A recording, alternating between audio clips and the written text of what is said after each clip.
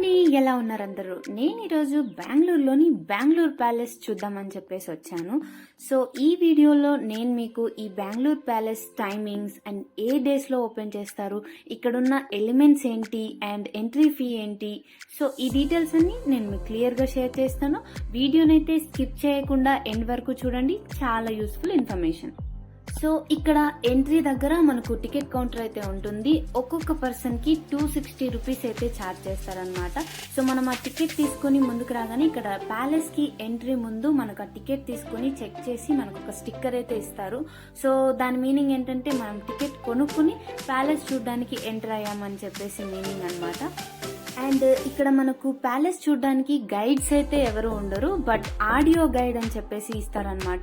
దానికోసం ఇక్కడ ఒక కౌంటర్ అయితే ఉంటుంది. మనం ఆ కౌంటర్ దగ్గరికి వెళ్ళి మన ఆధార్ కార్డ్ ఇస్తే మనకు ఆడియో గైడ్ని అయితే మనకి ఇస్తారు.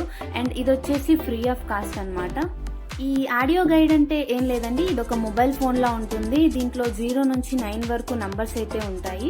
మనం టోటల్ ప్యాలెస్ ని విజిట్ చేసేటప్పుడు అక్కడక్కడ మనకు నంబర్స్ అయితే ప్రొవైడ్ చేసి ఉంటారు. ఆ నంబర్ ని బట్టి మనం ఆడియోని అయితే వినాల్సి ఉంటుంది. ఆడియో ఎలా వినాలి అని అంటే అక్కడ ప్లేస్ లో ఇచ్చిన నంబర్ ని మన ఆడియో గైడ్ లో ఎంటర్ చేసి ప్లే ఆడియో చేస్తే మనకు హిస్టరీ మొత్తం వినిపిస్తుంది అనమాట. అండ్ ఈ ఆడియో వినడానికి మనకు ఇయర్ ఫోన్స్ కూడా ఇస్తారు. మీకు ఇష్టమైతే ఇయర్ ఫోన్స్ యూజ్ చేయొచ్చు, లేకపోతే సౌండ్ బయటకు కూడా మనకు వినిపిస్తుంది అనమాట. సో ఆన్ చేసుకుని వినొచ్చు.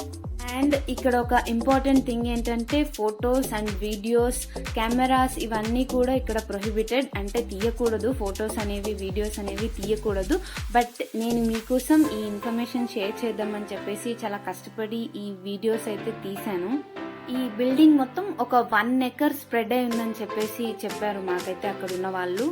బిల్డింగ్ లోపల అక్కడ రాజులు యూజ్ చేసిన ఫర్నిచరు అండ్ వీళ్ళ పెయింటింగ్స్, ఫోటోస్ అన్ని కూడా అవైలబుల్ ఉన్నాయి. బిల్డింగ్ వచ్చేసి 19th సెంచరీలో కన్స్ట్రక్షన్ అయితే చేశారు. అంటే అరౌండ్ 1874లో స్టార్ట్ చేసి 1878లో ఈ కన్స్ట్రక్షన్ అయితే కంప్లీట్ చేశారనమాట. ఈ బెంగళూరు ప్యాలెస్ కి నియర్ బై మెట్రో స్టేషన్ వచ్చేసి మంత్రిమాల్ మెట్రో స్టేషన్ అనమాట. సో మీరు ఎవరైనా వచ్చేలా ఉంటే ఆ మంత్రిమాల్ మెట్రో స్టేషన్ కి రీచ్ అయ్యి అక్కడ నుంచి ఇక్కడికి ఈజీగా ఆటో కానీ మీరు క్యాబ్ కానీ బుక్ చేసుకుని వచ్చేయచ్చు. మనకు బెంగళూరులోని అన్ని ఏరియాస్ నుంచి ఇక్కడికి ఖచ్చితంగా ట్రాన్స్పోర్ట్ అయితే అవైలబుల్ ఉందన్నమాట. అండ్ ఈ ప్యాలెస్ కి ఎంట్రీ ఫీ వచ్చేసి ఇండియన్స్ కి అయితే ఇప్పుడు ప్రెసెంట్ 260 రూపీస్ ఉంది.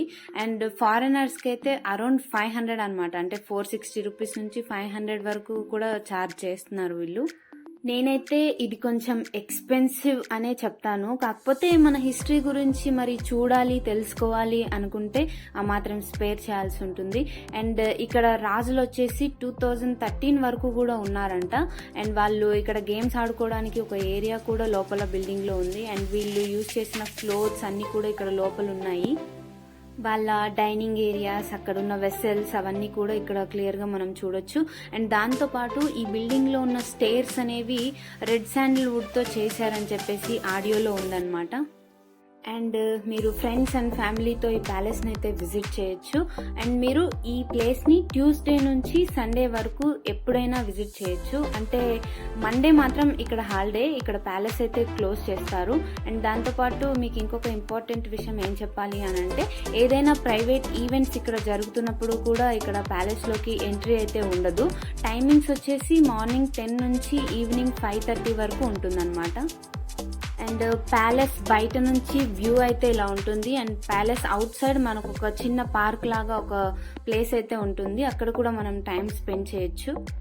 అండ్ ప్యాలెస్ మొత్తాన్ని వితిన్ 1 అవర్ లో కవర్ చేయొచ్చు అనమాట. ఈ ప్యాలెస్ కి నియర్ బై మనకు కబ్బన్ పార్క్ కూడా ఉంటుంది. సో ఫ్యామిలీ అండ్ ఫ్రెండ్స్ తో వీకెండ్ లో ప్లాన్ చేసుకుంటే 2 ప్లేసెస్ కవర్ చేయొచ్చు.